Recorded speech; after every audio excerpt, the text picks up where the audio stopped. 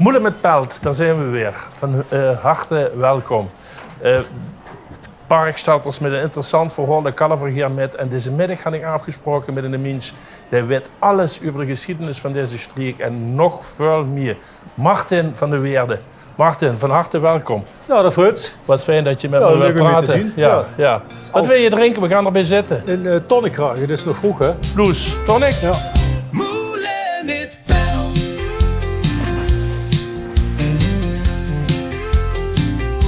Moelen met Pelt.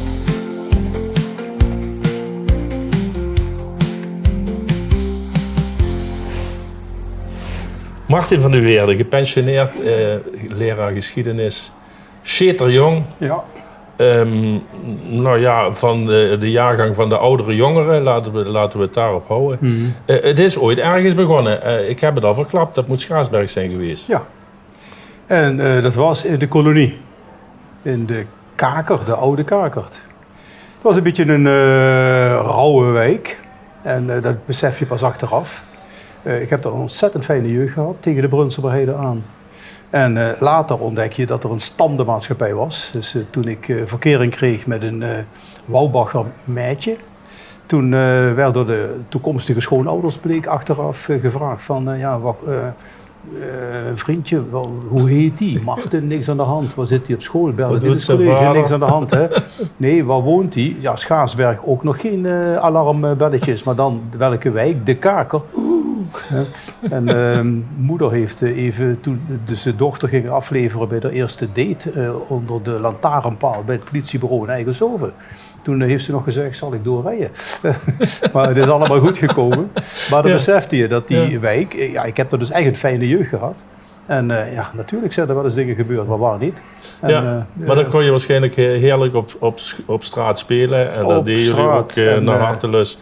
De school, wat was de school op de Kakert? Ja, dat was de latere Barbara School. Dat heette toen de Barbara School. En had je beneden had je de jongens. En boven had je met een iets andere naam, Maria Laboreestraat school geloof ik, had je de meisjes. Met was gescheiden. 2 aparte ingangen. En 2 speelplaatsen naast elkaar. En je werd verboden om bij het hek te komen en die meisjes lastig te vallen. En jongens op een bepaalde leeftijd doen alles wat verboden is. Hè? Ja, zeker dat. Ja. Dus dat heeft je wel eens menig straf... populaire hobby was modderkluiten naar die meisjes gooien. Die krengen die kwamen dat aan de ene kant uitlokken. Want dat vonden ze wel fijn, die aandacht. Aan de andere kant, als we dan modderkluiten raak lieten komen, dan gingen ze zich beklagen bij de directrice. Die kwam dan verhaal halen bij onze hoofd der school. En die kwam dan met de directrice aan zijn zij eruit halen. Jij. Oh ja, ook die witte achterin als ik. En dan kreeg je ze echt nog gepiezeld. Ja, goed, dat is die tijd. Hè? Damals. Ik neem aan dat je slim genoeg was om die lagere school, toen nog lagere school, zonder problemen te doorlopen. En dan ga je naar de middelbare school. Toen was er nog geen Eikhagen, denk ik. Op de grens. De Eikhagen begon net. Maar verstand heb je... ik ben niet zo heel erg gelovig. Dus ik geloof niet dat ik dat van onze lieve Heer gekregen heb. Maar van mijn ouders. En mijn vader en moeder, die allebei redelijk intelligent waren, hebben nooit de kans gehad om meer dan lagere school te doen. Dat was in die tijd gewoon zo. Maar bij ons thuis werd niet alleen over het weer en over de aardappels gesproken. Maar ook over wereldpolitiek, over aardrijkskunde, over geschiedenis. En daar werd ook het school zijn en naar school gaan enorm gestimuleerd. Want daar lag de toekomst. Doe maar je best op school, dan hoef je niet de mijn in. Ja, en dat werd uitgesproken vlak voor de officiële aankondiging van de mijnsluitingen. Die dan toch kwamen. Maar er werd toen al gezegd, zoek maar wat anders. Ja. Maar jij bent naar Bernardinus gegaan? Ja, Bernardinus, op aanraden van het hoofd der school. Oké, dat betekende dan iets wel. Want dat was wel een aanbeveling. Een enorme aanbeveling. Ja. En mijn moeder heeft dat wel gesteund, maar had daar toch een dubbel gevoel bij. Want je komt dat toch... Het hoort niet. In die tijd kwam je in een andere wereld terecht. Ja. En dat was ook zo. Er waren wel een paar jongens van, zeg maar uit de arbeidersklasse. Wat Gros, dat was de zoon van de gynaecoloog, de zoon van de boekhandelaar en dergelijke. En gepest werd je niet. Maar die jongens lieten je soms toch wel fijn voelen. Dat was een verschil. Dat er een verschilletje was. Ja. Hey, en zat jij nog net op de HBS of was het al brugklas, ateneum? Allebei. Landelijk was het HBS en er waren 10 experimenteerscholen in Nederland. Ja. Die konden al uitproberen het Mammoet, systeem hè? met Mammoet, met Ja. HAVO en Atheneum. En Bernardinus was proefschool. Dus ik heb zelf in de tijd toen HBS nog doorsnee was, heb ik Atheneum gedaan. En na een wat lastige start, en dat heeft te maken met sociale omstandigheden, heb ik dat met glans afgesloten. Met als klasseleraar Thijs Wultgens. Ah, Door Thijs, daar heb ik economie van gehad. oké. En ik was een van zijn beste leerlingen en Thijs zei, je moet economie gaan studeren. Hij liep altijd zo met zijn Ja, agenda met door zijn de gang. agenda. Ja. En met zijn rode zakdoek. Dus een beetje ook de proletariër uithangend. Maar ik vond het een geweldige, Hele fijne man. fijne ook. man. En ook erg inspirerend. Maar die heeft een neus gehad voor talent.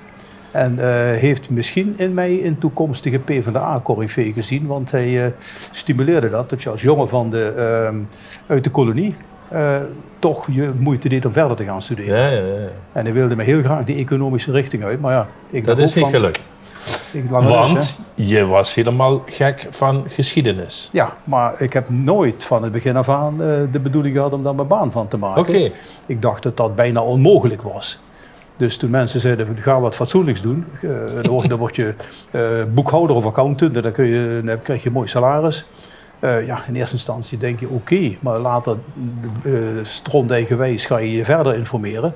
En dan ben ik toch geschiedenis gaan studeren. Met als afstudeerrichting economische geschiedenis, toch. Ah, oké. Toch En waar ben je gaan studeren? Maastricht hadden we toen nog niet. Nee, Maastricht hadden we niet. Jammer. Ik ben bewust niet in Nijmegen gaan studeren. Want er gingen al die katholieke jongetjes naartoe. En ik wilde weg van moeders pappot. Maar ik was in die tijd nogal fel anti-kerks. Dat katholieke, dat conservatieve, dat lag mij niet. En ik denk als je in Nijmegen komt. Ik had toen ook niet door dat Nijmegen in die tijd ook doorontslaan was naar links. Maar ik ben toen wel bewust naar Utrecht gegaan. Ja. En heb dan een prima opleiding gehad. In een prachtige stad ook. Ja, Leuke stad. Ja. En die studie heb je op een gegeven moment afgemaakt, duidelijk. Maar hoe was het destijds dan met de banen? Want we hebben periodes natuurlijk gehad dat er in het onderwijs bijvoorbeeld niks was. Maar in geschiedenis ben je bijna wel aangewezen op onderwijs. Hè? Dat blijkt. Want ik ben later leraar geworden, maar ik was ambitieus. Ik had een behoorlijk zelfvertrouwen. Dat moet je ook hebben in die nieuwe setting. Want dat elitaire van Bernardinus College in die tijd, dat zette zich ook door aan de universiteit. Je komt daar tussen de rijke luis jongetjes waarvoor een appartement of een kamer geregeld is. Ik moest alles zelf regelen. Daar word je ook alleen maar sterker van. Tuurlijk. Maar ik wilde met geschiedenis wat gaan doen. En ik vond een baan als professor op termijn. Leek me wel wat. En ik ben begonnen als wetenschappelijk medewerker in Utrecht. Dat waren baantjes, daar moest je toch wel een beetje geluk bij hebben. Hè? En goed zijn. Ja. Maar ik kwam er wel tussen. Alleen na een aantal jaren werd die baan werd wegbezuinigd. Ook toen had je af en toe draconische bezuinigingen. Dat is de tijd van onderwijsminister Deetman geweest. Ik weet niet of je daar nog wat zegt. Ja. En, we hebben het over begin 80er jaren? Begin 80er jaren. En van onze afdeling moesten er 5 weg. Aan de afdeling waar ik werkte aan de universiteit. En ik was de jongste. Ik had ondertussen een gezin met 2 kinderen. Ik was jong begonnen. En dan moet er brood op de plank komen. Dan ga je breed solliciteren. En mijn schoonzusje in Heerlen, in Wouwbach, die speelde me een advertentie door van Bernardinus College, leraar geschiedenis. En ik dacht, wow, doe maar. Ja. Zo ongeveer. Ja. Ik werd verdomme nog uitgenodigd voor gesprek ook. Dus ik was er eigenlijk wel een beetje verbaasd over. Ja. En ik kreeg te horen dat er zo'n 50 sollicitanten waren. En ik was ontzettend verbaasd toen ik opgebeld werd een paar dagen later van u staat eerst op de nominatie. En dat was toch wel heel bijzonder. Ik wilde eigenlijk niet onderwijs in, was voor mij tweede keus. In die tijd, moet ik je zeggen, het sollicitatiegesprek, daar werden vragen gesteld die tegenwoordig niet meer gesteld worden. Meneer Van der Weerde, hoe zit het met uw katholiciteit? Ja. Ja, goed, ik kon altijd wel mooi eromheen draaien, dus dat had men ook wel door aan de andere kant van de tafel, maar dat was kennelijk niet echt een bezwaar. En alle leerkrachten, mannelijke leerkrachten die tijd, bijna alleen maar mannen, liep ik nog met een stropdas rond. Dus ik was met stropdas een van de eerste van mijn leven naar het sollicitatiegesprek gegaan. Ik werd aangenomen, dus ja, ik voelde me ook verplicht om met stropdas voor de klas te staan. Ja. Nou ja, leraren destijds, dat waren bijna notabelen. Ja. Maar het is dus eigenlijk puur toeval dat je terug bent gekomen naar Parkstad, zou ik maar Naar zeggen. Parkstad en in het onderwijs beland ben. En allebei bleek achteraf een gouden greep. Want ik dacht in het begin, wat moet ik met dat middelbaar onderwijs? Geef mij maar zoveel mogelijk hogere klassen, dan kun je iets van je vak kwijt. Maar ik vond dat enthousiasme van die brugpiepers, van die eerste en tweede klassers, vond ik zo geweldig. Ja. Ik wilde na 1, 2 jaar wilde ik niet meer weg. Dus ik ben gewoon, dat is tweede liefde, maar wel een gigantische liefde. Ik wilde niet meer terug naar de wetenschap. Die belangstelling heb ik gehouden. Maar ik wilde daarna gewoon in het onderwijs blijven. Ja, en Parkstad heeft een ontzettend moeizame periode meegemaakt na de mijnsluitingen. Dus, en ik heb daar een aantal dingen van dichtbij meegemaakt. Maar was toen toch bezig om weer langzaam eruit te krabbelen. En heeft ook liefde op het tweede gezicht mijn hart veroverd. En nu ook. Ik ben al tientallen jaren verkikkerd op deze regio. Ik vind het een geweldige regio. Combinatie natuur, bebouwing, onder andere. Het is allemaal heel dicht bij elkaar. Je zit zo in België en Duitsland. Ik ben heel internationaal in mijn oriëntatie. Maar met een enorme, indrukwekkende, interessante geschiedenis. En dan begin je te grazen. Ik ben soms hondsfanatiek. Je blijft grazen. En ja, tegenwoordig sta ik bekend als een van de specialisten van de geschiedenis van deze regio. Ja, want daar wilden we het eigenlijk ook nog even over hebben. Als we daaraan toekomen, want we hebben wel behoorlijk wat tijd opgesoupeerd. En het wordt tijd voor de muzikale intermezzo. Je bent fan van Bob Dylan. Ja. En het nummer wat we hebben uitgezocht, dat slaat wel op deze tijd ook. Ik vraag me trouwens af of de oude meester, hoe die zich nog uit in deze Trump-tijd, hoor je dan? Jawel, ik heb er nog wat over gehoord. Hij heeft een jarenlang verwaarloosde relatie van hem met Joan Baez. Die hebben zich weer gevonden in anti-Trump rallies. Oké. Dus hij heeft jarenlang een soort doornroosje geslapen. Hè? Ja. Dylan een beetje weggezakt. Nobelprijs. Dan heeft hij zich niet altijd even fatsoenlijk gedragen. Een beetje raar karakter. Maar die basisboodschap, hij is toch weer terug daar naartoe. Hij heeft zich fel anti-Trump uitgesproken. En dat bevalt mij. En die anti-oorlogboodschap, dat je moet oorlog proberen te voorkomen. Als je oorlog wilt proberen te gaan winnen, ben je eigenlijk al te laat. Hè? Ja. En ook wat nu in Iran en met die bombardementen gebeurt, dat is gewoon een verschrikkelijke gang van zaken. Bob Dylan, Masters of War. I just don't want you to know I can see through your masks. You that never done nothing but build to destroy. You play with my world like it's your little toy. You put a gun in my hand and you hide from my eyes. Martin, even een uitstapje naar andere bezigheden. Je bent ook best nog wel een sportsvriend, om het maar zo te noemen. En je hebt geworsteld. Dat zou ik nou niet zo 1, 2, 3 gezegd hebben. Wandelen, fietsen, dat snapt iedereen. Ik heb ook nog een tijdje gevoetbald. Maar RGONS. Kakelse Boys. Kakelse Boys, Ja, uiteraard. okay. Kakelse Boys. Maar ik heb geworsteld, meegenomen door vriendjes uit de Kaker naar Simpson in Schaarsberg. Simpson is nog steeds een topclub. Ja. En ik heb bij regionale kampioenschappen, jeugdkampioenschappen, ben ik 2 keer tweede geworden. En ik heb beide keren verloren van iemand die later landskampioen geworden is. Hallo. Dus ik was wel, wat heet gevreesd. Nee, men worstelde niet graag met mij. Maar ik heb wel altijd die vriendelijke uitstraling gehad. Ik was geen agressieve ruziezoeker. Voor mij is dat een zelfverdedigingsmechanisme. En ook toen ik jaren later ermee gestopt ben, heeft me dat lichamelijk en ook geestelijk enorm veel zelfvertrouwen gegeven. Geloof het. Ook in moeilijke situaties. Ja. Ik kan het alleen maar aanbevelen. Ja. Je bent ook nog tot in Zuid-Frankrijk gefietst. Ja. Maar dat was natuurlijk ook een beetje zo dat, dat rode, een beetje scoutingachtig, een beetje zo van rond het kampvuur. Met weinig geld, de liefde ook erbij. Want ik heb dat met mijn vrouw en ik waren net getrouwd. Dus want dit is gewoon vreselijk afzien. Je volgt wel voor een deel de rivierdalen, maar toch, we hebben 2.500 kilometer gefietst. Zo. Als een soort tweede huwelijksreis. En we hadden geen geld. We zijn met niks begonnen. Met een tentje achterop, trekkerstentje achterop. En een paar keer lekker tube gehad. 1 keer een groter mankement aan de fiets gehad. En dan beland je in zo'n dorp waar je dan kunt eten bij de fietsenmaker. Die vond dat zielig voor ons. En die zei, je kunt bij ons wel eten. Ik sprak aardig school Frans, dus dat scheelt. En dat vonden die mensen ook wel aardig. Maar ik vond dat echt een beetje Karel May-achtig op avontuur gaan. Ja, mooi. Ja. Mooi. En contacten met mensen zoeken altijd. Ja. En wandelen, wie jou van Facebook bijvoorbeeld kent, die ziet dat je vooral ook hier in de buurt, maar dan toch op even een beetje onverwachte plekken bent aan het ontdekken. Ja. Ik ga de grens over. Ik woon nu in Spekkelterheide, tegen de Log, tegen de grens aan. En daar liggen hele stukken van de voormalige Siegfriedlinie. En ik vind dat ook leuk om soms door de modder, blubber, mijn vrouw is er niet altijd even enthousiast over als ik thuis kom, weer stukken te ontdekken. En ik neem ook vaker mensen mee.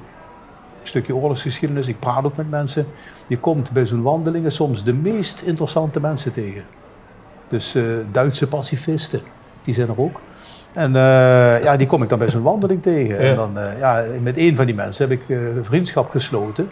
En ga ik binnenkort samen een evenementje mee organiseren. Ah, grappig. Ja. Want je legt de link zelf, want je bent natuurlijk heel gekend en bekend om je kennis van de Tweede Wereldoorlog. En dan vooral ook in deze streek. Ja. Hè? Ja. Deze contraien, die fascinatie die is er aan de keukentafel ingepraat, zei je.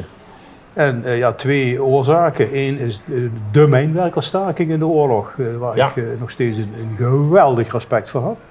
Mijn vader als jongeman heeft er aan deelgenomen. Maar dat heb ik je nog niet verteld, want anders had je me misschien niet uitgenodigd.